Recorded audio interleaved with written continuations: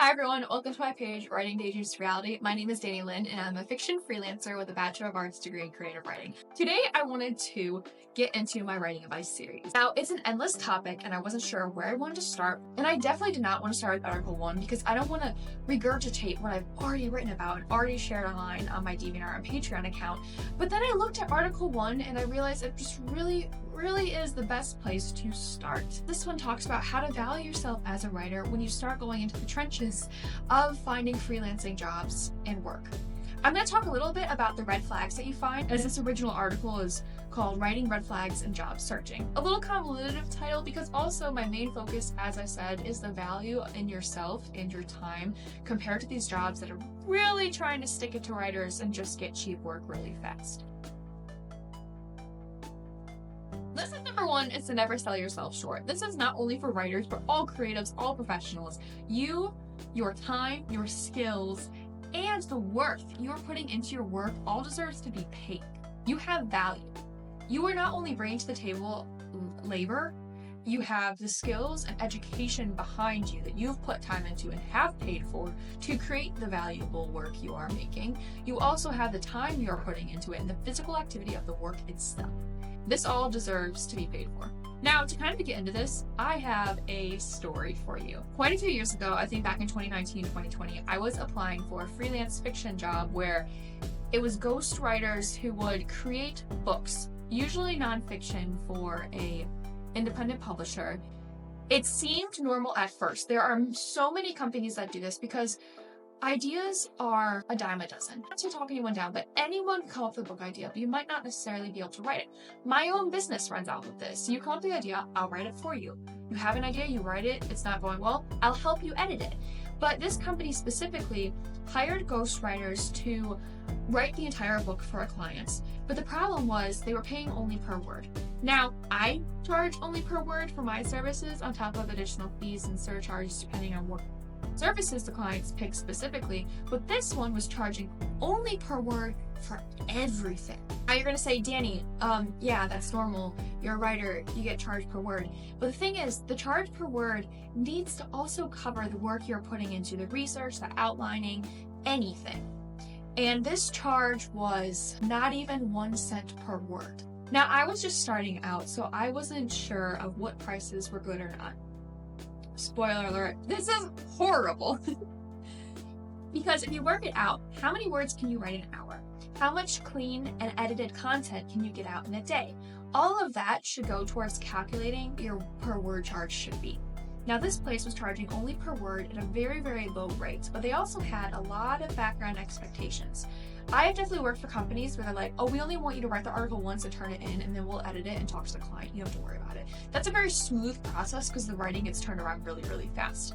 This company, they want you to plan with the client, take the outline, do the research, propose an outline, edit it with the client, write the book, take all revisions, take all feedback, take all changes, do all of it, rewrite it as many times as needed, turn it in, and none of your pay changes. It's still the per word count. That is so low. I did all the math and I'm pretty efficient at my work. It came out to $5 or less an hour. Now this is a really predatory tactic that I am going to get into in future videos. This company, which I will remain unnamed, in future videos I will go over more specific red flags and things to look out for as you go into this process. The big predatory problem being companies that come out and say, we are going to make your dream of being a writer come true. Anyone who says that, just run away, because these jobs should be purely transactional. You are an employee coming in and giving a product and completing a service. They are the employer or the client that should be paying you in turn. This is not dream making, this is a career, this is a job. So just, that's language to look out for. More on that later. This entire experience inspired this entire article and the idea of not selling yourself short. Like I said, you're bringing value to the table, skills, and also the actual work that you are doing, and all that deserves to be paid. This does not only cover writers, but artists and anyone in any kind of field. You are not going to hire a plumber and say, oh my god, thank you so much for your work, you did a great job, I'm not going to pay you. And the plumber's like, why aren't you going to pay me? I just put in all this labor. And then I'm like, it builds your portfolio. You're welcome for fixing my sink. Like, that doesn't make any sense. And writing should be the same way. Now, one big thing with the tactic of make your dreams true and become a writer today is that it really preys on the idea that many people think writing is not a realistic job opportunity. When I was growing up and saying I wanted to be a writer, people would kind of scoff at me and be like, you might as well be a rock star, it's impossible. But the thing is, there are writer jobs in every single niche of society, every kind of business, every kind of company today.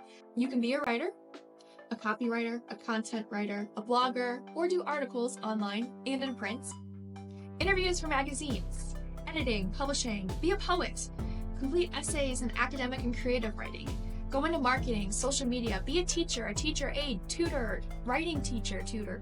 You can be a publicist, a translator, transcriptionist, speechwriter, write for technical manuals, be a medical writer, and more. That's a lot. But think about it even simpler. You can be the person that writes the emails for your company or their marketing and commercial and ad campaigns.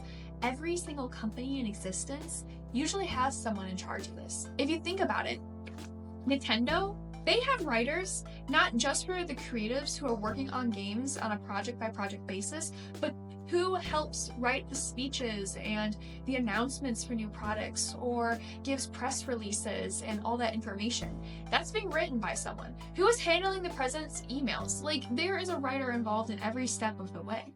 All the newsletters you get in your email from every company you buy from ever, even if you don't want them, there is a writer behind that. My biggest piece of advice for this is cold calling is really a great way to get a job in these kind of opportunities because sometimes places don't have a writer. I recommend, whether it be a company you aspire to work for, something in your local community, or something you just randomly heard about, contact them or go on their websites and see if they have a writer on their team. If not, call and say, hey, I noticed you don't have a writer. I have these skills and I can do X, Y, and Z to help get your message and product in front of a wider audience and shed a light on your story. Boom, they might hire you. And I'm only saying that not just as a, you can get jobs anywhere, but because I have done this and this is how I've gotten a number of my own clients. Put yourself out there.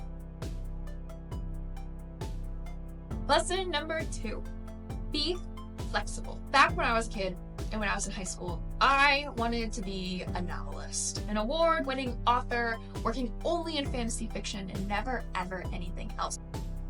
I was, fill in the blank, I was ridiculous. When I graduated from high school, I had a very clear image of what I wanted to be. When I got to college to actually learn how to write, because I did not have the skills to back up all the dreams I had, I learned that the most important thing to do was to be a writer who can wear many hats. Writing has many different forms across creative nonfiction, commercial fiction, you name it, it's going to be different. But I also had to learn, in order to be a writer, I needed to learn how to do those many types of writing and take jobs as I can get them rather than being stingy and being like, I am only an artiste, which you can do, but I really don't recommend boxing yourself into only a small amount of opportunities when there's a plethora to be discovered and, in the end, improve your skills in many different ways. When I was in college, I took on many different jobs to improve my writing, realizing I need to learn everything I can before I get out of here. And I want to kind of list out some opportunities that I did take up. Not to brag, but to give you things to think about, because I think by sharing opportunities I've experienced, you might think, oh, I think that might be possible for me, or this might be available at my own school. So check it out. Here's that list. I wrote newsletters and articles for different departments across the school. I typed up reports and transcriptions for department meetings. I got a job at the alumni office where I interviewed alumni and wrote about their stories, made newsletters, and did marketing campaigns and emails. I wrote poetry reviews and was an editor at the school's poetry journal. I wrote a speech for the college president. That was fun. I wrote blogs about campus life and made presentations with my photography to present to incoming students as well as freshman classes. I began my fiction commission work, which is my actual business nowadays. I worked as a copy and content editor for a marketing company, copywriting for a cleaning company, wrote articles and interviewed people about their histories, did travel writing and blog writing. I did a little bit of everything. The more I wrote, the more my words and my name got in front of people. I actually found out this was an amazing way to network because my senior year in college, I had people contacting me saying, hey, we know you're right. We need you to do this for us. When I started my own freelancing business, I had all these connections lined up and people that wanted me to continue writing for them, but now as paid opportunities, and it just worked out really well. Lesson number 3, put yourself out there. As mentioned above, work those connections in your community, at school, family, and all the people around you, because you never know what's going to stick, who you're going to meet, what networking is going to work, and what your next job will be. If you're looking for ways to get out there, start building a portfolio, and get your writing in front of people, look to your community first. Maybe write about your take on something happening in your community and post it online. Get your voice out there. Look for ways to get published in local magazines, newspapers, or different websites. Everything you do, even if it might not be your favorite type of writing in the first place, it's all going to help you in the end. And you'll find out that the better you get writing in any different style is always going to improve your work, no matter what, in all the different ways you write. Now let's recap. I touched on a bunch of different topics. Most importantly though is to not sell yourself short, to increase the variety of work that you are willing to work with, and how to network and find ways in your community to get your writing out there. All of this will help you build your portfolio, but remember, you, your skills, and your time all has value and deserves to be paid as you start going out into the world as a writer. As I said, we have many red flags to dive into and many things that you should look out for as you start job searching in writing. Stay tuned for that, and be sure to comment down below and let me know, what is your dream position as a writer or dream job that you want to do one day. Meantime, happy writing, have a great day wherever you are, and tune in next week to hear more of those red flags.